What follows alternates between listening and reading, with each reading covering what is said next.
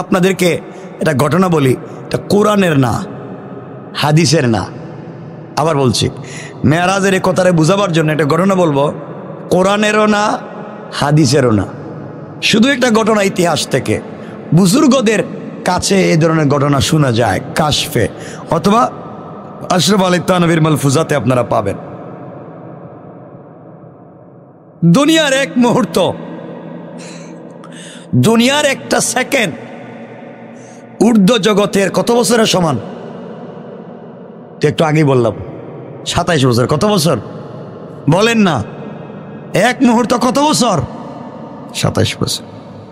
এই নিয়ে অবাক হয়ে একটা লোক নবীজির কাছে গিয়ে জিজ্ঞাসা করলো, এ মুহাম্মদ, আপনি যে বললেন এগুলো আপনি গেলেন আইলেন, কি হাবিজাবি বললেন, এগুলো বিশ্বাস করি না।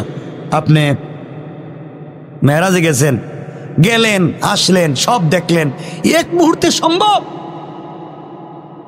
নবীজি বলেন সম্ভব। লোকটা বলছে আমি বিশ্বাস করি না। নবীজি বলেন করলে কি আর না করলে কি, আমি তো গেছি।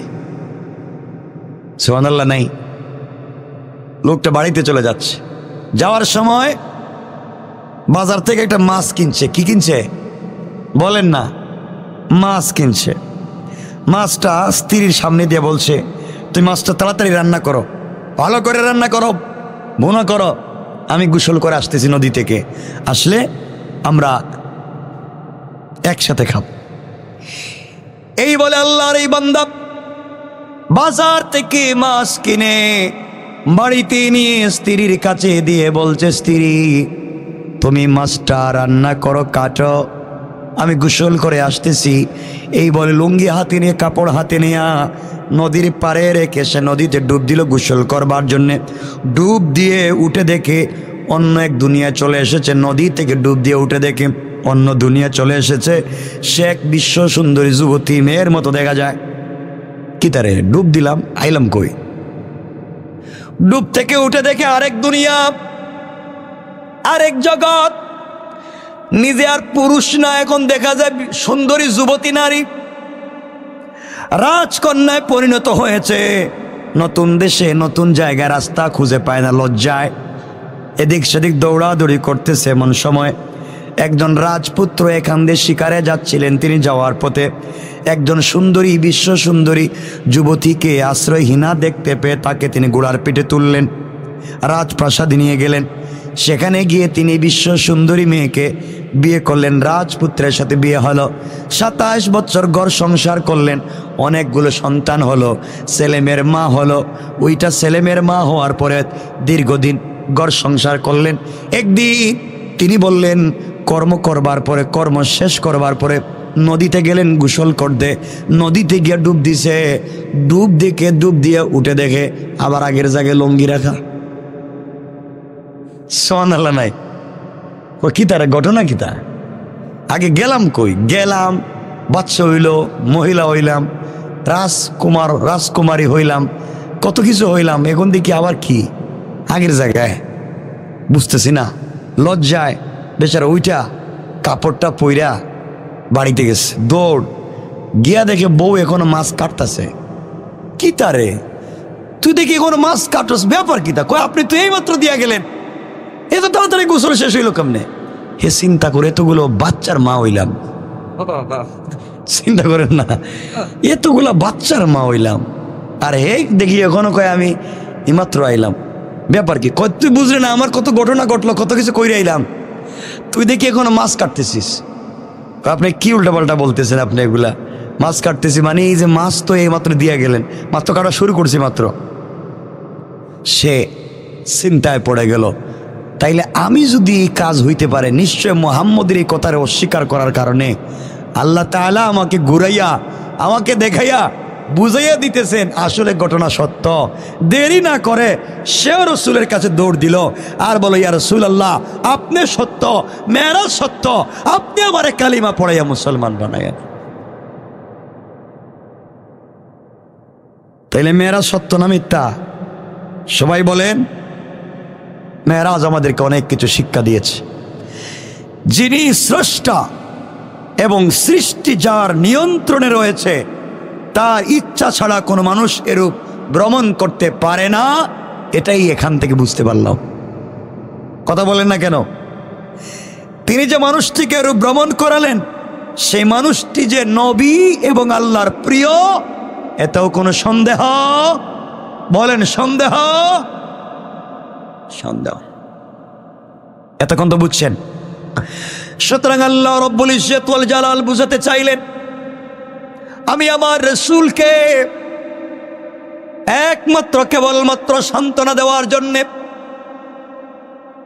উম্মে হানির ঘর থেকে উঠাইয়া বাইতুল্লাহ নিয়ে সিনা চাক করে ওখান থেকে বাইতুল মুকাদ্দাসে নিয়া সমস্ত নবী রাসূলদের ইমামতি করাইয়া এক আসমান দুই আসমান করে সপ্তম আসমানের উপরে উঠাইয়া সিদরাতুল মুনতাহায় নিয়া বাইতুল মামুর দেখাইয়া জান্নাত জাহান্নাম দেখাইয়া এরপরে আল্লাহ রব্বুল ইজ্জত ওয়াল জালাল বললেন, আমি তাকে সরাসরি আরশে আজিমে নিয়ে সব কিছু দেখাইয়া সব কিছু করে তার সঙ্গে কথা বলে 50 ওয়াক্ত নামাজ দিয়া 45 ওয়াক্ত কমাইয়া 5 ওয়াক্ত নামাজ দিয়া আমি আমার বন্ধুকে আবার পাঠাইয়া দিলাম আর বলে দিলাম, আপনার উম্মতেরা 5 ওয়াক্ত নামাজ যদি ঠিকমতো আদায় করতে পারে, আমি আল্লাহ রব্বুল ইজ্জত ওয়াল জালাল তাদের সঙ্গে নামাজে গিয়ে মেরাজ ঘটাবো আর বিনা হিসাবে জান্নাতের ওয়াদা দিলাম। সুবহানাল্লাহ বলেন। তাহলে মেরাজ সত্য না মিথ্যা? বলেন। এজন্য আপনাকে আমাকে কোরআন জানতে হবে, কোরআন বুঝতে হবে। কোরআন যদি না পড়ি আজকে আমরা এইভাবে বিভ্রান্ত হয়ে যাব। সুতরাং মেরাজ সত্য, এতে কোনো সন্দেহ? সুতরাং আল্লাহ রাব্বুল ইজ্জত ওয়াল জালাল বললেন, সুবহানাল্লাযী আসরা বিআবদিহি লাইলাম মিনাল মাসজিদিল হারামি إلى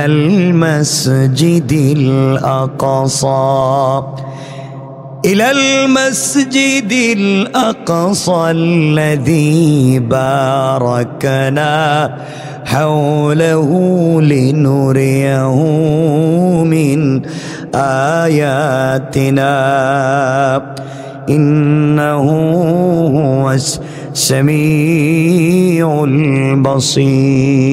البصير। আল্লাহ রাব্বুল ইজ্জত ওয়াল জালাল বললেন, আমি আমার বন্ধুকে মেরাজে নিলাম, বাইতুল্লাহ থেকে বাইতুল মুকাদ্দাসে নিলাম। সুতরাং যারা মেরাজ বিশ্বাস করবে না তাদের ঈমান থাকবে না। রমজানুল মুবারক আমাদের সামনে চলে এসেছে, এই সময় বেশি বেশি করে আল্লাহর রাসূল সাল্লাল্লাহু আলাইহি ওয়াসাল্লামের উপর দুরূদ পড়তে হবে, বেশি বেশি করে সালাত পড়তে হবে, বেশি বেশি করে আল্লাহর ইবাদত করতে হবে। আল্লাহর রাসূল বলে দিয়েছেন, যারা রজব শাবান এবং রমজান মাস পাইল, শেষ পর্যন্ত রমজান পাওয়ার পরে গুনাহ মাফ করাইয়া জান্নাতে যেতে পারল না, তাদের মতো হতভাগা পৃথিবীর জমিনে আর নাই। পড়েন নাউজুবিল্লাহ। এজন্যে আমরা ইবাদত করতে পারবো তো ইনশাআল্লাহ? বলেন ইনশাআল্লাহ। আল্লাহ আমাদের কবুল করুক, সবাই বলেন আমিন। আমার মুসলমান বন্ধুগণ, গভীর মনোযোগ। আল্লাহর পয়গম্বর আখেরি জামানার নবী সরকারে কায়নাত দো জাহানের সরদার নবী রহমত জনাব মুহাম্মদ রাসূলুল্লাহ সাল্লাল্লাহু আলাইহি ওয়াসাল্লাম কে আল্লাহ তাআলা 50 ওয়াক্ত সালাত দিয়ে বললেন, বন্ধুরে, আমি পৃথিবীতে কোন নবীকে ভালোবেসে এত কিছু দেই নাই, তোমার উম্মতকে জান্নাতে নিতে চাই, এই জন্যে আমি আল্লাহ 50 ওয়াক্ত সালাত দিয়েছি। নবীজি জানতে চাইলেন, আল্লাহ তাআলা আমার উম্মত যদি সালাতটুকু আদায় করে, সত্যি বলেন তো আপনি জান্নাত দিবেন কিনা? আল্লাহ ডাক দিয়া বললেন, বন্ধু আমার, দুনিয়ার জমিনে তোমার উম্মতেরা যদি পাবলিকের হক নষ্ট না করে, গুনাহ থেকে মুক্ত হয়ে আমার সালাত আদায় করে, আল্লাহ রাব্বুল ইজ্জত ওয়াল জালাল বললেন, আমি ওয়াদা দিলাম বন্ধুরে, তোমার উম্মত ইন্তেকাল করতে দেরি হবে, আমি আল্লাহ তাদেরকে জান্নাত দিতে আমি আল্লাহর 1 মিনিটও দেরি হবে না। জোরে বলেন। এই নামাজের মাধ্যমে তারা যা চাইবে তাই পাইবে। সিজদায় গিয়ে আমি আল্লাহর কাছে যা চাইবে তারা তাই আদায় করতে পারবে। সুতরাং উম্মত যদি নামাজে গিয়ে আল্লাহর কাছে কিছু বলে, আল্লাহ রাসূলকে আল্লাহ জানিয়ে দিলেন, বন্ধু আমার, দুনিয়ার জমিনে কোন জিনিস দিয়ে আমাকে দুর্বল করা যায় নাই, দুনিয়ার কোন জিনিস দিয়ে আমাকে খুশি করা যাবে না। আসমানে জমিনে যা কিছু আছে সব যদি আমাকে দিয়ে দেওয়া হয়, এরপরেও আমি আল্লাহ যতটুকু সন্তুষ্ট হব না। কোন বান্দা যদি আমার কদমে সিজদায় পড়ে একটা বার সুবহান রাব্বিয়াল আলা বলে, আমি আল্লাহ তার চাইতে বেশি খুশি হয়ে যায়। জোরে বলেন। এবার আমার রাসূল 50 ওয়াক্ত সালাত নিয়ে আসতে লাগলেন। ষষ্ঠ আসমানে আসার পথে হযরতে মুসা কালিমুল্লাহর সঙ্গে দেখা হলো। মুসা কালিমুল্লাহ আল্লাহর রাসূলকে ডাক দিয়া বললেন, ও পয়গম্বরে আরবি, আল্লাহর সঙ্গে দেখা করতে গিয়েছেন, আল্লাহ আপনাকে কি দিয়েছেন, আপনার উম্মতকে কি দিয়েছেন? আমার নবীজি জবাব দিলেন, পয়গম্বর মুসা, আল্লাহ তাআলা আমার উম্মতকে ভালোবেসে 50 ওয়াক্ত নামাজ উপহার দিয়েছে। জোরে বলেন না সুবহানাল্লাহ। আমার বন্ধুগণ, রাসূল সাল্লাল্লাহু আলাইহি ওয়াসাল্লামের কথা শুনে হযরতে মুসা আলাইহিস সালাতু ওয়াস সালাম বলতে লাগলেন, আমার উম্মত আল্লাহর হুকুম না মানার কারণে জাহান্নামী, আমার উম্মত অধিকাংশ জাহান্নামী আমায় আল্লাহর হুকুম না মানবার কারণে। আর আপনার উম্মতকে আল্লাহ 50 ওয়াক্ত নামাজ দিয়েছেন, ওরা একটাও জান্নাতে যাবে না, সবগুলা জাহান্নামে যাবে। কারণ আমার অভিজ্ঞতা থেকে বলছি, একটাও নামাজ আদায় করতে পারবে না, আল্লাহ তাদেরকে জাহান্নাম দিবেন।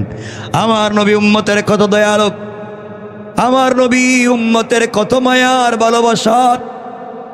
এখান থেকে আবার আল্লাহর কাছে গেলেন, আল্লাহকে ডাক দিয়া বলছেন, আল্লাহ তাআলা, আপনি আমার উম্মতকে যে নামাজ দিয়েছেন, সালাত দিয়েছেন, 50 ওয়াক্ত নামাজ তো ঠিক মতো আদায় করতে পারবে না, আমার উম্মতগুলা জাহান্নামে চলে যাবে, কি করা যায়? আল্লাহ রব্বুল ইজ্জত ওয়াল জালালকে বলছেন, আপনি কমাইয়া দেন। আল্লাহ রব্বুল ইজ্জত ওয়াল জালাল 5 ওয়াক্ত নামাজকে কমাইয়া দিলেন। কোন সুবহানাল্লাহ। কয় ওয়াক্ত? সবাই বললেন না। আমার বন্ধুগণ, এবার মুসা আলাইহিস সালাত আবার রাসূল বেক করতে লাগলেন। আবার ষষ্ঠ আসমানে আসার পরে মুসার সঙ্গে দেখা। মুসা বললেন, এবার বলেন তো কি হয়েছে? আমার নবীজি বললেন, মুসা, আল্লাহ 5 ওয়াক্ত কম দিয়েছেন, 45 ওয়াক্ত দিয়েছেন। এবার মুসা হাউমাউ করে কাঁদতে লাগলেন আর বললেন, নিশ্চয় আমার উম্মতেরা 1 ওয়াক্ত নামাজ 2 ওয়াক্ত নামাজ পড়ে নাই, আর আপনার উম্মত 45 ওয়াক্ত সম্ভব না, পড়বে না। আপনাকে অনুনয় বিনয় করে আপনাকে বলছি, উম্মতকে যদি জান্নাতে নিতে হয়, আপনি আবার আল্লাহর কাছে যান, আল্লাহকে গিয়ে বলেন তিনি যেন নামাজকে কমায়া দেন। আমার নবী উম্মতের কত দরদি। আবার তিনি উপরের দিকে যেতে লাগলেন, আল্লাহর সঙ্গে কথা বলে বলছেন, আল্লাহ তাআলা, আমার উম্মত তো 45 ওয়াক্ত পড়তে পারবে না, আপনি আরো কমাইয়া দেন। এবার আল্লাহ আরো 5 ওয়াক্ত কমাইয়া দিলেন। 40 ওয়াক্ত নামাজ নিয়ে আমার নবীজি আসতে লাগলেন। ষষ্ঠ আসমানে আসার পরে আবার মুসার সঙ্গে দেখা। মুসা ডাক দিয়া বলছেন, কি এনেছেন? আমার নবীজি বললেন, 40 ওয়াক্ত নামাজকে আল্লাহ তাআলা বহাল রেখেছেন, 5 ওয়াক্ত করে 10 ওয়াক্ত নামাজকে কম দিয়েছেন। মুসা আলাইহিস সালাম সজোরে কাঁদতে লাগলেন আর পরামর্শ দিয়ে বলতে লাগলেন, আপনার বয়স আমার চাইতে বেশি না, আপনার কাছে উম্মত কত পিছনে পিছনে ঘুরছি আপনি জানেন না। ওরা নামাজ পড়বেন, আপনি আবার যান আরো কিছু কমাইয়া নিয়ে আসেন। আপনি জানেন না আমার উম্মতরে ডাইনে বললে বামে গেছে, এদিকে বললে ওদিকে গেছে। এত বিপদ আপদ থেকে বাঁচাইলাম, ফেরাউন থেকে বাঁচাইলাম, সাগরের মধ্য দিয়ে আল্লাহ রাস্তা করে দিলেন, ওপারে গেলাম।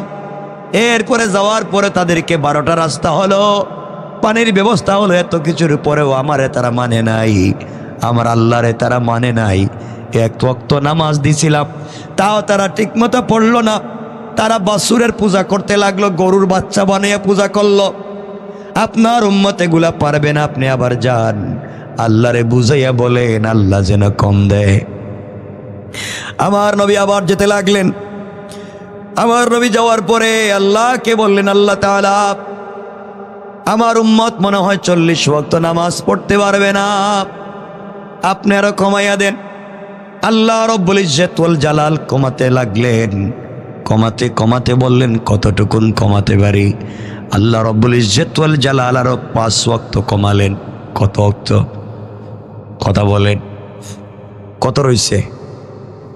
এবার নবীজি আসতে লাগলেন। মূসা বললেন, এবার কি করলেন? আমার নবীজি বলছেন, আল্লাহ আবার 5 ওয়াক্ত কমায়া দিয়েছেন, 35 ওয়াক্ত। নবীজিকে মূসা বলছেন, না না, আপনি বুঝতেছেন না, এখন পর্যন্ত আসল জায়গায় যায় নাই, একটাও জান্নাতে যাবে না, আপনি আবার যান। এভাবে যেতে যেতে 9 নম্বর বার যখন গিয়েছেন, আল্লাহর কাছে বলেছেন, আল্লাহ তাআলা আরো কিছু কমাইয়া দেন। আল্লাহ কমাইতে কমাইতে 45 ওয়াক্ত কমাইয়া দিলেন। বাকি আছে কত বলেন না? এবার আসছেন। মূসা কয় কি? কয়বার আস? কমাইতে কমাইতে 5 ওয়াক্ত বাকি আছে। দিছিলেন 50। উম্মতের যে ঠকানি দিছি আমি, এদের যে ক্ষতিটা করছি। মূসা বলছেন, ভাই আপনার আল্লাহর হস্তে লজ্জা হয় আমার, আপনি আবার যান, আরো কমাই আনেন। নবীজি বলেন, আল্লাহ যে আরে 5 করে কমাইতেছেন, এখন যদি যাই, যদি এই 5ও কমাইয়া দেয়, তাহলে কিচ্ছু নেই, খালি হাতে যাওয়া লাগবে। আমার উম্মতের জন্য আমি খালি হাতে যাইতে পারবো না, আমি আমার উম্মতরে ঠকাইতে পারবো না। মূসা বলেন, ঠকাইতেছেন কিনা জানি না, কিন্তু একটাও জান্নাতে যাইতো না। 45 ওয়াক্ত কমাইয়া দিছেন, 5 ওয়াক্ত তাও পড়বে না। মূসা বলছেন, আমি জানি তো, পড়বে কি পড়বে না। আমার বন্ধুগণ, এবার নবীজি সাল্লাল্লাহু আলাইহি ওয়াসাল্লাম কাঁদতে লাগলেন আর বলেন, আল্লাহ আমি কি তাইলে মূসার পরামর্শে ভুল করলাম? আমার উম্মতকে তুমি এত উপকার করলা, এত সওয়াবের ব্যবস্থা করে দিলা, আর আমি কমাইতে কমাইতে 5 ওয়াক্ত নিয়ে যাইতেছি, 45 ওয়াক্তই নাই। আল্লাহ আমার উম্মতের এই ক্ষতি কেমনে পূরণ হবে? সুবহানাল্লাহ নাই? আরো জোরে বলেন না, আরো জোরে বলেন। আল্লাহ আমার উম্মতের এই ক্ষতিটা কেমনে পূরণ হবে? আমি করলামটা কি?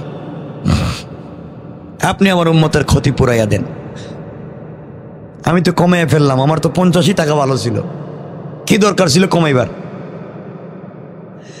এবার আল্লাহ ওয়াজ করে বললেন, বন্ধু আমার, আপনি টেনশন করবেন না, আপনি চলে যান।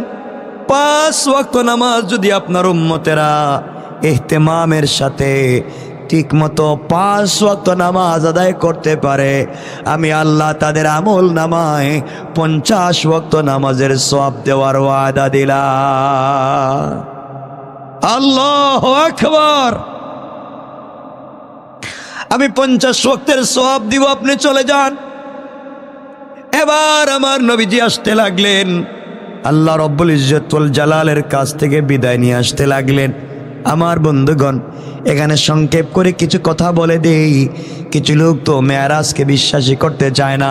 মনে রাখবেন, মেরাজ হয়েছে, যারা বিশ্বাস করবে না তারা ঈমানদার হতে পারে না।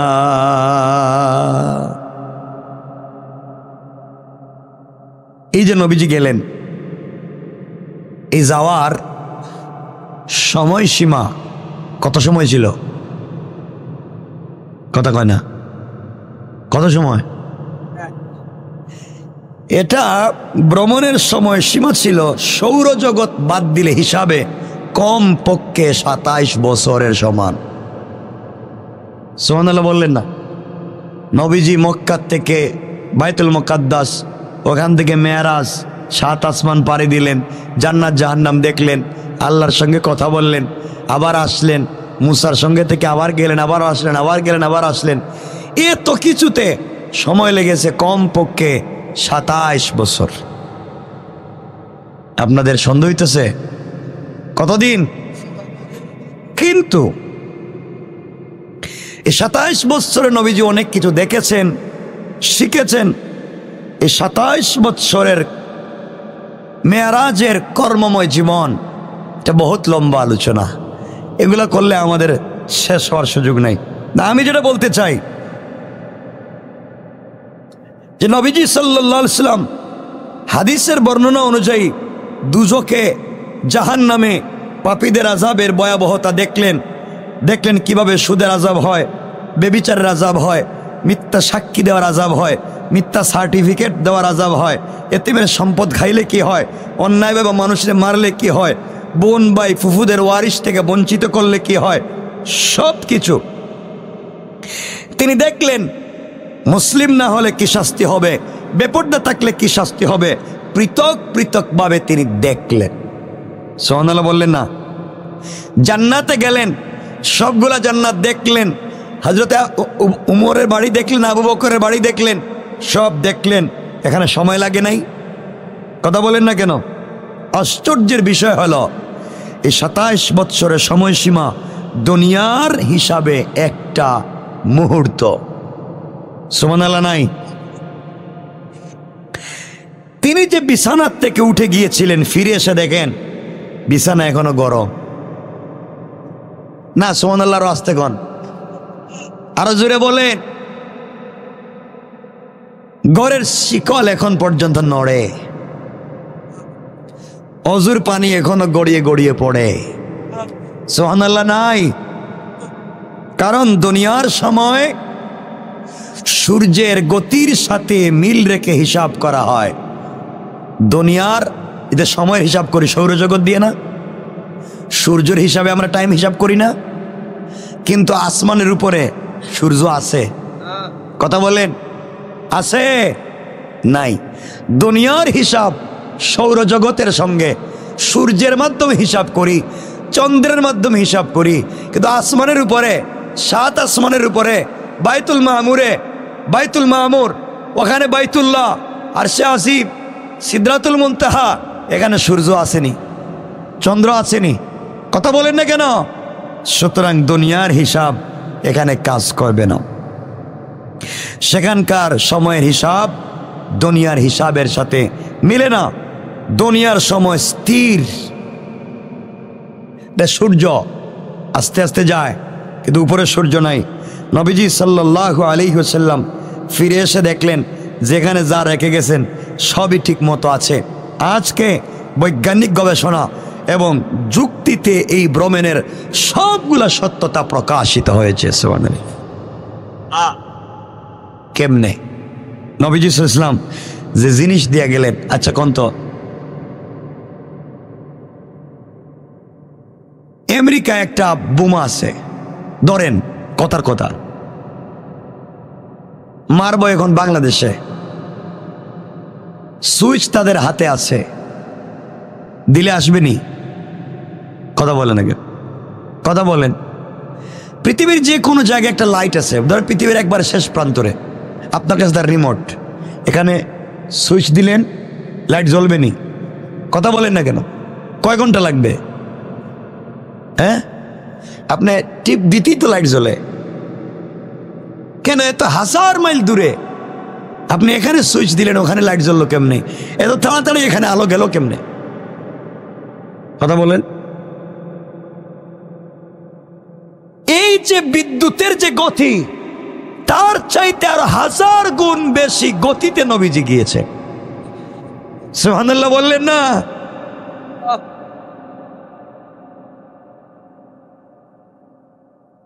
কোন মানুষকে আপনি একবার দেখলে চিনে ফেলেন কেন? চোখ যখন দেখে, দেখার সাথে সাথে সে ব্রেইনে সিগন্যাল দেয় যে আমি এই কালারের, এই রঙের, এই চোখ, এই কানওয়ালা একটা লুকরে দেখছি। দেখতো তোর মেমোরিতে আগে আসেনি এমন কোন লুকরে দেখছিস। চোখ যখন তার সে সাথে সাথে সিগন্যালটা মেমোরিতে দেয়। মেমোরি কো সিরি তো এটা বল্টু আগে দেখছিলাম। কথা বলেন না কেন? এই জন্য চিনতে পারি এটা আপনার ভাই, এটা আপনার বোন। চোখ দেখার সাথে সাথে সে ব্রেইনের কাছে দেয়, ব্রেইন ক্যাচ করে সাথে সাথে রিপোর্ট দিয়া দেয় আমি চিনি। কথা বলেন না কেন? যখন ব্রেইনে কাজ করে না, চৌকে দেখলেও দেখবেন কিছু লোক চিনে না। কথা বলেন না কেন? আমরা জিগে আমি অমুক, আমার দেখছেন, আমার চিনেননি, ও তাকাইতেছে কিন্তু আপনারে চিনে না। এর অর্থ হলো তার সেই সিগন্যাল ব্রেইনে কাজ করতেছে না। কথা কি বুঝতে পেরেছেন আমার বন্ধুগণ? নবীজি সাল্লাল্লাহু আলাইহি ওয়াসাল্লাম এসে আবার কাবা ঘরে নামাজ পড়ার জন্য বের হলেন। সুবহানাল্লাহ বললেন। পথে কিছু আশ্চর্য ঘটনা ঘটেছে। এগুলোই যে মেরাজ সত্য, এগুলো বুঝাবার জন্য কথাগুলো বলছি। পথে নবীজির কিছু আশ্চর্য ঘটনা ঘটেছে। আমার মুসলমান বন্ধুগণ, আল্লাহর নবী ঘর থেকে বের হলেন, ফজরের সালাতে যাবেন কাবা ঘরে। কিছু দূর যাওয়ার পরে তিনি দেখতে পেলেন একজন বৃদ্ধা মহিলা কাঁদতে কাঁদতে বসে কান্না করতেছে। জিজ্ঞেস করলেন, মা আপনি কান্না করেন, কি হয়েছে আপনার? বৃদ্ধা ডাক দিয়ে বলছে, আপনি কি আমার কথা শুনবেন? আল্লাহর পয়গম্বর সরকারে কায়নাত ডাক দিয়া বললেন, বৃদ্ধা মারে আপনি বলেন তো কেন আপনি কান্না করেছেন, আমার কাছে বলেন। বৃদ্ধা ডাক দিয়া বলছেন, আমি এক ইহুদির বাড়িতে কাজ করি। আজ আমি অসুস্থ এবং শারীরিকভাবে অনেক দুর্বল। আমি অসুস্থ এবং দুর্বল, এই জন্য কাজে যেতে বিলম্ব হয়ে গিয়েছে। ইহুদির বাড়িতে আমি আরো আগে কাজে পৌঁছে যাই, আজ আমাকে যেতে একটু দেরি হয়ে গিয়েছে, এই জন্যে কান্না করি। কারণ সে আমাকে রাখবে না, বের করে দিবে, অথবা আমাকে আঘাত করবে, আমাকে মারবে। কেন সময় মতো কাজে গেলাম না? নবীজি সাল্লাল্লাহু আলাইহি ওয়াসাল্লাম বললেন, তুমি কেঁদো না, আমি তোমার সঙ্গে এই মুহূর্তে ইহুদির বাড়িতে যাব। আর জোরে বলেন, তোমার জন্য সুপারিশ করব, সে যেন তোমার উপরে কোন রূপ জুলুম না করে, তোমাকে কাছ থেকে বের না করে দেয়। কথাগুলা বলে বলে বৃদ্ধাকে সঙ্গে নিয়া ইহুদির বাড়িতে তিনি পৌঁছে গেলেন। আমার নবীজি কেমন মানবতার রাসূল ছিলেন। ইহুদির বাড়িতে যাওয়ার পরে ডাক দিয়া বলেন, ভাই শোনো, এই বৃদ্ধা অসুস্থ এবং দুর্বল, এই জন্যে সময় মতো আসতে পারেন নাই, তোমার বাড়িতে আসতে তার দেরি হয়ে গিয়েছে, তাই তোমার কাজে আসতে বিলম্ব হয়েছে। ওকে কোনরূপ জুলুম বা তিরস্কার করা যাবে না, কাজ থেকে বের করে দেওয়া যাবে না। এই মুহূর্তে এই বৃদ্ধা দুর্বল মহিলা যে কাজগুলা করে দেওয়ার দরকার ছিল, সবগুলা কাজ আমি মুহাম্মদ ইবনে আব্দুল্লাহ করে দেব। সুবহানাল্লাহ, জোরে বলেন। কেমন ছিলেন তোমার রাসূল? ইহুদি চমকে দাঁড়িয়ে গেল, হাতের সবকিছু ফেলে দিল, আশ্চর্য হয়ে ডাক দিয়ে বলতে লাগলো, ওগো মুহাম্মদ সাল্লাল্লাহু আলাইহি ওয়াসাল্লাম, তাহলে সত্যি করে আপনি বলেন তো, আজকে রাত্রে কি আপনি মেরাজে গিয়েছিলেন? আল্লাহু আকবার, জোরে বলেন, আরো জোরে বলেন, আল্লাহু আকবার। আমার নবীজি বললেন, তুমি কেমনে জানতে পারলে আমি মেরাজে গিয়েছি কি যাই নাই? তুমি কেমনে জানলে?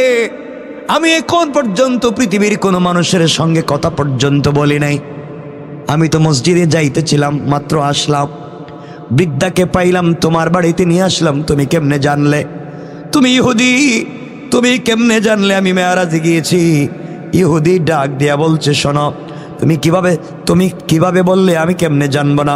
ইহুদি বলল, তাওরাত কিতাবে লেখা আছে শেষ জামানার নবী যেদিন মেরাজে যাবেন, মেরাজে যেই রাত্রে যাবেন, মেরাজ থেকে ফিরে এসে ভোরবেলায় এক বৃদ্ধাকে সাহায্য করবার জন্য ইহুদির বাড়িতে সুপারিশ করতে যাবেন।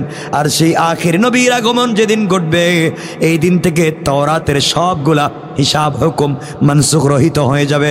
তাওরাতের উপর আমল করলে নাজাত পাওয়া যাবে না, আমল করতে হবে আখির জামানার নবীর কথা মতো, তার কোরআনের উপরে। সুতরাং বুঝতে পেরেছি আপনি যেহেতু মহিলার সাহায্যের জন্য এসেছেন, তাওরাতের বর্ণনা আর আপনার ব্যবহারের মধ্যে কোনো অমিল নাই, মিল রয়েছে। সুতরাং আপনি এই মুহূর্তে আমাকে কালিমা পড়াইয়া মুসলমান বানাইয়া দেন। আল্লাহু আকবার বলেন। কেমন ছিলেন আমার রাসূল? বৃদ্ধা মুসলমান, এই বৃদ্ধ লোকটা, এই ইহুদিটা মুসলমান হয়ে গেল আর বৃদ্ধাকে মাফ করে দিল। পুরা মক্কার জমিনে তুলপাড় শুরু হয়ে যাচ্ছে। নবীজি সাল্লাল্লাহু আলাইহি ওয়াসাল্লাম কাবা শরীফে পৌঁছে গেলেন, ফজরের নামাজ আদায় করলেন, এরপরে মেরাজের ঘটনা সবাইকে জানিয়ে দিলেন।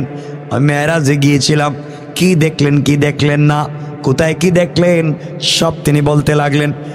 এই সময় কাফের আবু জেহেলের কথা শুনে বিদ্রুপ করতে লাগলো, সারা মক্কায় তুলপাড় শুরু করে দিল। এমনকি তুলপাড় যে একটা লোক বাইতুল্লাহ থেকে বাইতুল মুকাদ্দাস, ওখান থেকে 7 আসমান বেদ করে আরশে পর্যন্ত গেল, এরপরে ফিরে আসছে, এটা কোনোভাবে সম্ভব না। এই বলে পাগলের মতো পুরা মক্কায় তুলপাড় শুরু করে দিয়েছে। আপনি বলেন তো, কেউ যদি স্বপ্নে কোনো জায়গায় যায় তাইলে তো তুলপাড় করার দরকার আসেনি? কথা বলেন না কেন? আপনি আমি তো স্বপ্নে বহুত জায়গায় যাইতে পারি, কথা বলেন না কেন? কোনো জিনিসের সমস্যা আসেনি, কোনো তুলপাড়ের দরকার আসেনি, কোনো বেজালের দরকার আসেনি। নবীজি যদি স্বপ্নে মেরাজে যেতেন, আবু জাহাল এত চিন্তা করতো না, কারণ চোখ বন্ধ করলে তো বহুত কিছুই যাওয়া যায়। কিন্তু বোঝা গেল নবীজি স্বপ্নে মেরাজে যান নাই, সশরীরে গিয়েছেন। এই জন্য কাফেররা মক্কায় তুলপাড় শুরু করে দিয়েছে। এটা কেমনে সম্ভব রে? 1 সেকেন্ডে গেছে, আইসে, সব দেখছে, আবার এসে নামাজও পড়াইছে, এটা বিশ্বাস করা যায় না। নাউজুবিল্লাহ বললেন না? এগুলা পাগলের প্রলাপ, নাউজুবিল্লাহ বলেন। আবু জাহাল আস্তে আস্তে করে চিন্তা করলে এই কথাগুলো কারে বলা যায়? চিন্তা করলো মুহাম্মদের সব থেকে ঘনিষ্ঠ বন্ধুর নাম, কথা বললেন না, হযরতে আবু বকর সিদ্দিক রাদিয়াল্লাহু তাআলা আনহু। যাই আবু বকররে দেখি বুঝাই আনি, ফিরাই আনা যায়, এমন পাগলের কথা কেমনে শোনা যায়? আবু বকরের বাড়িতে গিয়ে হাজির, আর দলবল নিয়ে হাজির। আবু বকর বলেন, এত সকালবেলা আবু জাহাল আমার বাড়িতে কেন? আবু জাহাল বলতেছে, এতদিন যাকে আমরা পাগল বলতাম তাকে এখন তুমি পাগল বলতে বাধ্য হবে, কারণ সে যেসব কথা বলে পাগলের কথা ছাড়া কিছুই না। সে বলেছে 7 আসমান বেদ করে আসে আজিমে গেছে, আল্লাহর সঙ্গে দেখা করছে, জান্নাত জাহান্নাম দেখছে, সব দেখে আবার নাকি ফিরে আসছে। এটা কি বিশ্বাস করা যায়? সিদ্দিক আকবর জিজ্ঞেস করলেন, কার কথা বলো? কে? সেই লোকটাকে আবু জাহেল বলল, আর কার কথা? এই যে কে, এই যে কে, কই তো পাগলটা? আবু বকর বললেন, মিয়া এইটা পাগলটা কোন নাম নাই? কই তো নাম কি তা? এটা নাম তো মোহাম্মদ। সিদ্দিক আকবর বললেন, মোহাম্মদ কে? কই যে তোমার বন্ধু মোহাম্মদ, যেটা হে আজকে রাত্রে নাকি মেরাজে গেছে, জান্নাতে গেছে, জাহান্নাম দেখছে, সিদরাতুল মুনতাহা গেছে, আর সে মহল্লা গেছে, বাইতুল মামুর গেছে, জান্নাত জাহান্নাম দেখছে, সব ঘুরাইয়া আবার আইসা নাকি নামাজ পড়াইতেছে। আবু বকর বললেন, যদি মুহাম্মদ সাল্লাল্লাহু আলাইহি ওয়াসাল্লাম এসব কথা বলে থাকেন তাহলে তিনি সত্য বলেছেন। আমি তার কথায় চুল পরিমাণ অস্বীকার করি না। অবশ্যই তিনি মেরাজ করেছেন, আল্লাহর সঙ্গে দেখা করেছেন। আশহাদু আন্নাকা, আমি সাক্ষ্য দিলাম, মুহাম্মাদুর রাসূলুল্লাহ। আবু জাহাল এখান থেকে বের হয়ে গেল, বিতাড়িত হয়ে চলে গেল। সব খবর পৌঁছার পরে আল্লাহর রাসূল উপদেশ দিলেন সিদ্দিক আকবর, যেই লোকটা বিনা কথায় বিনা বাক্যে শুনবার সাথে সাথে আমার রাসূলকে বিশ্বাস করে দিয়েছে। আল্লাহ রাব্বুল ইজ্জত ওয়াল জালাল বললেন, আমি দুনিয়ায় আবু বকরকে আপনার বন্ধু বানিয়ে দিয়েছি, আখিরাতে জান্নাতেও আবু বকরকে আপনার বন্ধু বানাইয়া দিলাম। তার নাম সিদ্দিক। আমার বন্ধুগণ, আবু জাহেল দেখলো কোনো কাজ হইল না। আচ্ছা কোন তো, এত পাগল হয়ে গেছে একটা লোক, সারা দুনিয়া নাচাই দিতেছে, মুহাম্মদ মেরাজে যান নাই, স্বপ্নে হইলে এতে কিছু দরকার ছিল নি? কথা বলেন না কেন? তাহলে বিষয়টা স্বপ্নে না সশরীরে? কথা বলেন। তাহলে নবীজি সশরীরে মেরাজে গিয়েছেন, সত্য না মিথ্যা? আবার বলেন, আবার বলেন। সত্য। এজন্য আমি আগেই বলেছি কথাটা, বরাক, আমরা এটাকে বারকুন থেকে বলি, নিয়ে এসেছেন বরাক শব্দ। এখানে বিদ্যুতের গতির চাইতে বেশি গতি। সুবহানাল্লাহ বলেন। আচ্ছা কোন বিদ্যুতের সুইচ যদি এখানে থাকে আর লাইট যদি আসমানের একবারে কাছাকাছি থাকে, জ্বলবো নি? কথা বলেন না কেন? কয় মিনিট পরে? কথা বলেন না। চোখের পলক মারতে দেরি হবে লাইট জ্বলতে। তে নবীজি যে গেছেন এতে সন্দেহ আছে? বলেন। বারকুন শব্দটা কেউ কেউ বলেন জন্তুর জন্য রূপ করতে ব্যবহৃত হয়েছে, বিদ্যুতের চাইতেও দ্রুত গতির জন্তু। সুবহানাল্লাহ বলেন না। নবীজি বিদ্যুতের গতির চাইতে বেশি গতিতে গিয়েছিলেন। কোথায়? বলেন না। এত দ্রুত গেছেন, দুনিয়ায় পিছনে যে ঘটনাগুলা ঘটেছিল এগুলো এখন পর্যন্ত আসে আজিমিকা পৌঁছায় নাই। যাইতে আসছে যাইতে আসছে যাইতে আসছে, নবীজের আগে পৌঁছে গেছে। সুবহানাল্লাহ নাই? আপনারা জানেন আলোর গতি সেকেন্ডে কত? 1,86,000 মাইলের মাইল, 1,86,000 মাইল সেকেন্ডে দৌড়ে বিদ্যুৎ। আর নবীজি তার চাইতে বেশি গতিতে গেছেন। আল্লাহু আকবার নাই? এজন্যে আল্লাহ আমার রাসূলকে বলেছেন, আলাম তারা কাইফা ফাআলা রাব্বুকা বিআসহাবিল ফিল। আপনি দেখেননি রব হাতি বাহিনীর সাথে কি করছেন? তো নবীজি দেখবেন কেমনে? তখন তো মার পেটে ছিলেন। হাতি বাহিনীর যখন ঘটনা ঘটে নবীজি তো মার পেটে, তিনি জানবেন কেমনে? তা আল্লাহ বললেন দেখেননি? এখান থেকে এই ব্যাখ্যা হতে পারে যে এই ঘটনা যে ধ্বংসস্তূপ, এখন এগুলো আল্লাহর কাছে পৌঁছায়নি, নবীজি যাওয়ার সময় রাস্তা দেখে গেছেন। সুবহানাল্লাহ বললেন না? আবার আল্লাহ কোন জায়গায় বলেছেন, আলাম তারা কাইফা ফাআলা রাব্বুকা বিআদ। আদ জাতিকে যে আমি ধ্বংস করছি দেখেননি? নবীজি দেখবেন, কই সময় তো তার জন্মই ছিল না, অস্তিত্বই ছিল না। এর অর্থ হলো এই ধ্বংসের খবর এখনো ফেরেশতারা নিয়ে যাইতেছে, রাসূল রাস্তায় দেখছে। সুবহানাল্লাহ বললেন না? কত কিছুর ব্যাখ্যার জায়গা আছে। কোরআন পড়েন, কোরআনকে বুঝেন। এমনকি নবীজি যাওয়ার সময় দেখলেন অনেক কিছুই দেখলেন। কি দেখলেন? কত কিছু। ফেরাউনের কাজের বুয়া যে ছিল, কাজের বুয়া, তার ফেরাউনের মেয়ের কাজের বুয়া, কি নাম? আসিয়া। আসিয়া কিটা? আসিয়া তার বউর নাম। কি নাম? কি নাম? আসিয়া কয়। কাজের বুয়ার নাম কি? আবার কয় আসিয়া কয়। হ্যাঁ, মাসলা কি কয় এরা? এ তো ওয়াজ করলাম এখানে, এটাই বুঝে গেলেন। কি নাম? মাশেতা না মাসতা? বলে গেছেন আপনারা? এ তো ওয়াজ করলাম এখানে। নবীজি দেখলেন একটা জায়গা থেকে জান্নাতুল ফিরদাউসের গ্রান আসতেছে। জিবরাইলকে বলছেন, জিবরাইল আর কই নিয়ে যাইবা? এখানেই তো জান্নাতের গ্রান। জিবরাইল বলছেন, ইয়া রাসূলুল্লাহ, এটা জান্নাত না, এটা ফেরাউনের কাজের বুয়ার কবর থেকে জান্নাতের ঘ্রাণ আসছে।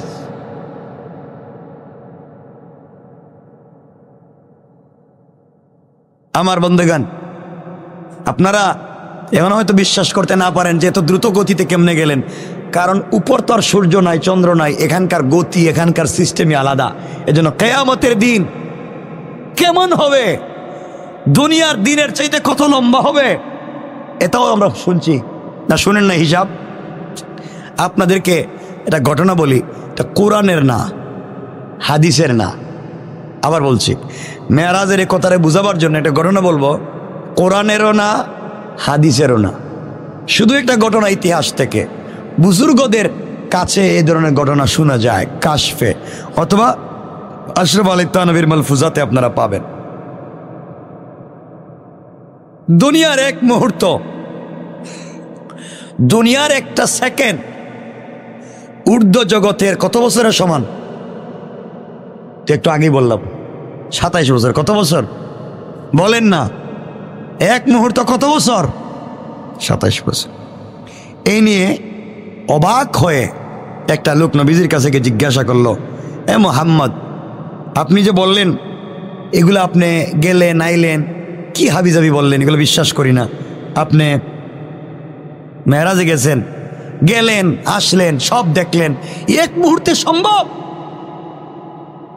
নবীজি বলেন সম্ভব। লোকটা বলছে আমি বিশ্বাস করি না। নবীজি বলেন করলে কি আর না করলে কি, আমি তো গেছি। সুবহানাল্লাহ নাই। লোকটা বাড়িতে চলে যাচ্ছে, যাওয়ার সময় বাজার থেকে একটা মাছ কিনছে। কি কিনছে বলেন না? মাছ কিনছে। মাছটা স্ত্রীর সামনে দিয়ে বলছে, তুই মাছটা তাড়াতাড়ি রান্না করো, ভালো করে রান্না করো, ভুনা করো, আমি গোসল করে আসতেছি নদী থেকে, আসলে আমরা একসাথে খাব। এই বলে আল্লাহর এই বান্দা বাজার থেকে মাছ কিনে বাড়িতে নিয়ে স্ত্রীর কাছে দিয়ে বলছে, স্ত্রী তুমি মাছটা রান্না করো, কাটো, আমি গোসল করে আসতেছি। এই বলে লুঙ্গি হাতে নিয়ে, কাপড় হাতে নিয়ে নদীর পাড়ে রেখে সে নদীতে ডুব দিল গোসল করবার জন্যে। ডুব দিয়ে উঠে দেখে অন্য এক দুনিয়া চলে এসেছে। নদী থেকে ডুব দিয়ে উঠে দেখে অন্য দুনিয়া চলে এসেছে। সে এক বিশ্ব সুন্দরী যুবতী, মেয়ের মতো দেখা যায়। কি তারে ডুব দিলাম, আইলাম কই? ডুব থেকে উঠে দেখে আরেক দুনিয়া, আরেক জগৎ। নিজে আর পুরুষ না, এখন দেখা যায় সুন্দরী যুবতী নারী রাজকন্যায় পরিণত হয়েছে। নতুন দেশে নতুন জায়গায় রাস্তা খুঁজে পায় না, লজ্জায় এদিক সেদিক দৌড়াদৌড়ি করতেছে। এমন সময় একজন রাজপুত্র এখান দিয়ে শিকারে যাচ্ছিলেন। তিনি যাওয়ার পথে একজন সুন্দরী, বিশ্ব সুন্দরী যুবতীকে আশ্রয়হীনা দেখতে পেয়ে তাকে তিনি ঘোড়ার পিঠে তুললেন, রাজপ্রাসাদে নিয়ে গেলেন। সেখানে গিয়ে তিনি বিশ্ব সুন্দরী মেয়েকে বিয়ে করলেন। রাজপুত্রের সাথে বিয়ে হলো। 27 বছর ঘর সংসার করলেন, অনেকগুলো সন্তান হলো, ছেলেমেয়ের মা হলো। ওইটা ছেলেমেয়ের মা হওয়ার পরে দীর্ঘদিন ঘর সংসার করলেন। একদিন তিনি বললেন, কর্ম করবার পরে, কর্ম শেষ করবার পরে নদীতে গেলেন গোসল করতে। নদীতে গিয়ে ডুব দিছে। ডুব দিয়ে উঠে দেখে আবার আগের জায়গায় লঙ্গি রাখা। সুবহানাল্লাহ নাই। ও কি তার ঘটনা? কি তা আগে গেলাম কই? গেলাম, বাচ্চা হইল, মহিলা হইলাম, রাজকুমারী হইলাম, কত কিছু হইলাম। এখন দেখি আবার কি আগের জায়গায়, বুঝতেছি না। লজ্জায় বেচারা ওইটা কাপড়টা পইরা বাড়িতে গেছে। দৌড় গিয়া দেখে বউ এখনো মাছ কাটতেছে। কি তারে তুই দেখি এখনো মাছ কাটস, ব্যাপার কি তা? কয় আপনি তো এই মাত্র দিয়া গেলেন, এত তাড়াতাড়ি গোসল শেষ হইল কেমনে? হে চিন্তা করে এতগুলো বাচ্চার মা হইলাম। চিন্তা করেন না, এতগুলা বাচ্চার মা হইলাম, আর হে দেখি এখনো কয় আমি এইমাত্র আইলাম। ব্যাপার কি? কয় তুই বুঝলি না আমার কত ঘটনা ঘটলো, কত কিছু কইরে আইলাম, তুই দেখি এখনো মাছ কাটতেছিস। আপনি কি উল্টাপাল্টা বলতেছেন? আপনি এগুলা মাছ কাটতেছি মানে এই যে মাছ তো এই মাত্র দিয়া গেলেন, মাত্র কাটা শুরু করছি মাত্র। সে চিন্তায় পড়ে গেল, তাইলে আমি যদি এই কাজ হইতে পারে, নিশ্চয় মুহাম্মদের এই কথার অস্বীকার করার কারণে আল্লাহ তাআলা আমাকে ঘুরাইয়া আমাকে দেখাইয়া বুঝাইয়া দিতেছেন আসলে ঘটনা সত্য। দেরি না করে সেও রসুলের কাছে দৌড় দিল আর বলো, ইয়া রাসূলুল্লাহ, আপনি সত্য, মেরাজ সত্য, আপনি আমারে কালিমা পড়াইয়া মুসলমান বানাইয়া। তাইলে মেরাজ সত্য না মিথ্যা? সবাই বলেন।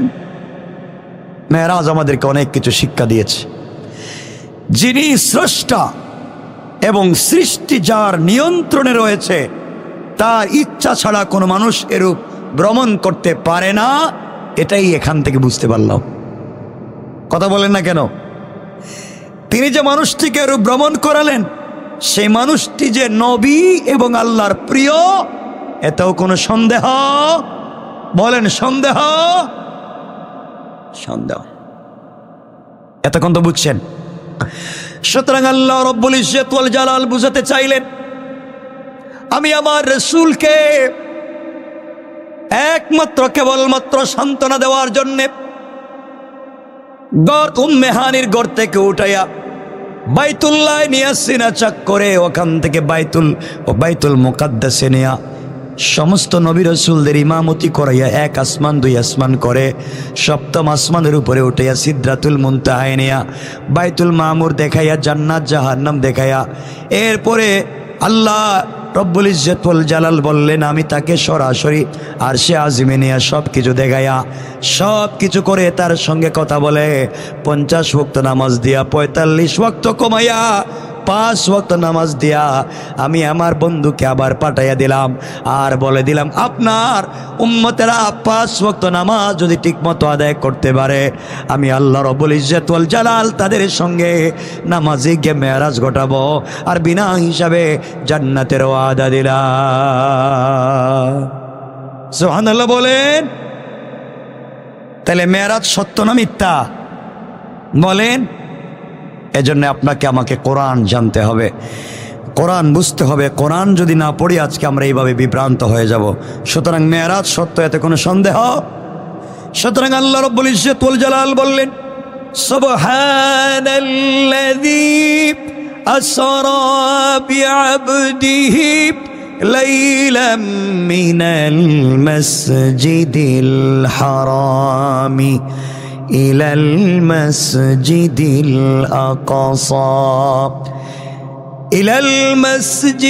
الأقصى الذي باركنا حوله لنريه من آياتنا إنه هو السميع البصير। আল্লাহ রাব্বুল ইজ্জত ওয়াল জালাল বললেন, আমি আমার বন্ধুকে মেরাজে নিলাম, বাইতুল্লাহ থেকে বাইতুল মুকাদ্দাসে নিলাম। সুতরাং যারা মেরাজ বিশ্বাস করবে না তাদের ঈমান থাকবে না। রমজানুল মুবারক আমাদের সামনে চলে এসেছে। এই সময় বেশি বেশি করে আল্লাহর রাসূল সাল্লাল্লাহু আলাইহি ওয়াসাল্লামের উপর দুরূদ পড়তে হবে, বেশি বেশি করে সালাত পড়তে হবে, বেশি বেশি করে আল্লাহর ইবাদত করতে হবে। আল্লাহর রাসূল বলে দিয়েছেন, যারা রজব শাবান এবং রমজান মাস পাইল, শেষ পর্যন্ত রমজান পাওয়ার পরে গুনাহ মাফ করাইয়া জান্নাতে যেতে পারল না, তাদের মতো হতভাগা পৃথিবীর জমিনে আর নাই। পড়েন নাউজুবিল্লাহ। এজন্যে আমরা ইবাদত করতে পারবো তো ইনশাআল্লাহ? বলেন ইনশাআল্লাহ। আল্লাহ আমাদের কবুল করুক। সবাই বলেন আমিন। আর লম্বা করবো না, আজকে অনেক সময় হয়ে গেছে, 10টা হয়ে যেতেছে। আমার তো আরও কাজ আছে, কেউ উঠবেন না, বসেন। সবার জন্য দিল থেকে দোয়া থাকবে। আমরা 3 পর্বে 3 সপ্তাহে আমরা মেরাজকে শেষ করলাম। এখন তো মেরাজ সম্পর্কে পরিষ্কার ধারণা ঠিক আছে তো? কোনো সন্দেহ আছে? আল্লাহ আমাদের হেফাজত করুক, ইমান বাঁচাক। বলেন আমিন।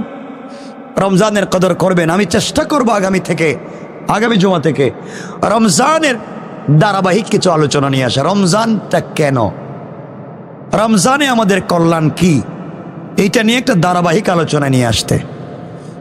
আল্লাহ যদি আমাদেরকে বাঁচায় রাখেন, সুস্থ রাখেন, সুযোগ দেন, সবার পরে না আমিন। মূল বিষয় এখানে রেখে দিলাম। মেরাজ এখানেই শেষ। আমরা দোয়া করব। আপনাদের কাছে আমি দোয়ার মোহতাজ। দিল থেকে আমার জন্য আপনারা দোয়া করবেন। আল্লাহ যেন আসমানি জমিনি মুসিবত থেকে বাঁচায়, জমিনের ফিতনা ফাসাদ থেকে বাঁচায়।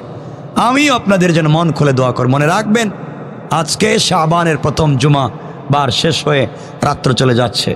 দোয়া কবুল হওয়ার সময় আমরা একে অপরের জন্য দোয়া করব ইনশাআল্লাহ। বলেন ইনশাআল্লাহ। দোয়ার আগে আপনাদেরকে ছোট্ট একটা কথা বলতে চাই। আমাকে 2 সপ্তাহ থেকে বলতেছেন, আমি নিজে দেখলাম, মোবাইলে দিল, আমাকে আয়শা দিয়ে গেল। আমাদের এক ভাই, ওনারা একটা মসজিদ করছেন, মসজিদ ওয়াল তুলছে, ওয়াল ওয়াল বুঝেন তো, দেওয়াল দেওয়াল তুলছে মসজিদের, কিন্তু উপরে টিন লাগাইতে পারে নাই। এটা ছাদ দেওয়ার মতো তৌফিক নাই। আমি আমার জায়গা থেকে তো সবসময় চেষ্টা করে যাই। টিন কত বান বলছিল? 12 বান, 12 বান বলছিলাম না? 12 বান, 12 বান বুঝেননি আপনারা? 12 বান, 12 কমপক্ষে 12 বান টিন লাগবে মসজিদের ছাদে, মসজিদের উপরের জন্য। হ্যাঁ, তারা নামাজ পড়বে, নামাজ পড়তে পারতেছে না, রমজান আসছে, তারাবি পড়তে পারবে না। এই সুযোগটাকে আমরা কাজে লাগাতে পারি। এক বানের দাম কত? 7-8 হাজার। একটু মোটামুটি একটু ভালো টিন নিলে কত জানি না আমি। হ্যাঁ হ্যাঁ, যাই হোক, তা আমরা কি চাইলে পারি না এই টিনগুলা দিয়ে দিতে? কথা বললেন না? পারি না? আমরাই তো পারি। আমরা নামাজ পড়বো এসিতে আরামে, আর হেরা বৃষ্টিতে ভিজবে, নামাজ পড়তে পারবে না। আর রাসূল বলছেন, মান বানা লিল্লাহি মাসজিদান বানাল্লাহু লাহু বাইতান ফিল জান্নাহ।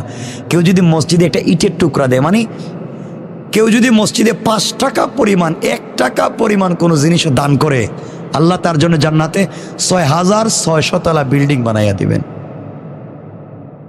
আমরা এই মুবারক সময়ে, রমজান সামনে, আল্লাহ কবুল করবেন, আল্লাহ মাফ করে দিবেন, আমাদেরকে সুযোগ দিবেন। একটা মসজিদের টিন হবে, শত শত মানুষ এখানে নামাজ পড়বে, ওরা এখানে শান্তিতে নামাজ পড়বে, আর আমরা এখানে বসে বসে সওয়াব পাবো। এই সুযোগ করে দিতে পারি না? কেউ আসেননি? কি বলবেন এখানে যে হুজুর আমি নগদ না, তো 2 সপ্তাহে দিয়ে দিলেই চলবে, আগামী সপ্তাহ, পরের সপ্তাহ, এরপরে আর সময় নেই, দিয়ে দিলে আগামী সপ্তাহ। আগামী সপ্তাহ কত তারিখ পড়ে? 3 তারিখ। আগামী সপ্তাহ 3 তারিখ, এর পরের সপ্তাহ 10 তারিখ। চাইলে আগামী সপ্তাহে দিতে পারে। আসেননি কোনো ভাই? কেমনে দিবেন কোন? তো কি বলতাম আমি তো বুঝি না। আসেননি স্বতঃস্ফূর্তভাবে দেওয়ার মতো কেউ, যে আমি চেষ্টা করব দেওয়ার? নাই। কি তৈল? আলহামদুলিল্লাহ। বান আমি বুঝতেছি না কয় টাকা হইব। না, ওই যে কয় টাকা হবে? 7-8 হাজার, 7-8 হাজার হবে। আমার ভাই তো, আমাদের ভাইয়ের নাম, আমার ভাই মতিউর রহমান। কাগজ আছেন? লিখে দাও। আলহামদুলিল্লাহ। 8 হাজার না ভাই, বাইরে লোক আমার কাছে দিও না, এখন রাখো, আমার কাছে দিও না। ভাইয়ের নাম 8 হাজার। 8 না, কত দিতে পারবেন? ভাইয়ের নামটা লেখো তো, মতিউর রহমান ভাই। যান, এখানে যান, আপনি যান, আর নাম্বারটা লিখে রাখবেন। কত লিখতাম? 1 বান কত আসবে? যা আসবে, অন্তত যা সেটা বুঝতে তৈব আমি। তাহলে 8 হাজার লিখে রাখেন ভাইয়ের নামে। হ্যাঁ, আরো বেশি থাক, ওটা আমি জানি না। 1 বান, ঠিক আছে, টাকাটা লিখে রাখো। আর ওই আমার বাবার নাম লেখো। আমি বলছি তোমার এটা আমি এখানকার জন্য আমি দিব, আমার ব্যক্তিগত পক্ষ থেকে আমি বলছি, এটা আমি সামনে বলা, আমি তো